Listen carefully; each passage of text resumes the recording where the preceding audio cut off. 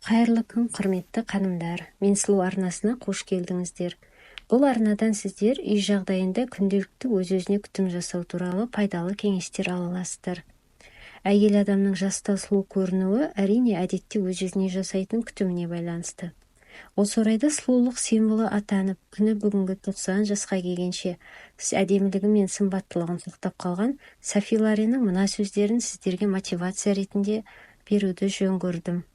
Сұлу болғыңыз келсе, ең алдымен еріншектіктен арылыңыз. Сұлулық кімнен де болса ерінбей еңбектенуді талап етеді деген екен. Сондықтан қыздар ерінбей күтім жасап, мейлінше қолда бар өнімдермен үй жағдайында маскалар мен ем-домдар жасап үйренеміз. Ол үшін ең алдымен беттеріміздің қай типке жататынын анықтап аламыз. Анықтау үшін қағаз сулықты, яғни салфетканы алып, таза құрғақ бетімізге қоямыз да үстінен сәл басамыз. Сосын сулықты алып қараймыз. Егер сулықта ешқандай із болмаса, беттеріңіз құрғақ болғаны.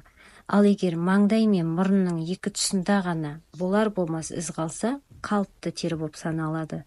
Сулықта маңдай, мұрын үсті және иек тұстарында із қалса аралас тері, ал осы аталған тұстармен қоса екі бетіңіздің тұсында да із қалса майлы тері болып саналады. Кейінгі видеоларында мен әр тері типіне жеке-жеке күтім жасауды салатын боламын. Сондықтан қазақ тілінде контентті қолдап, лайк басып, пікір қалдырып, тіркеліп отырыңыздар. Назарларыңызға рахмет.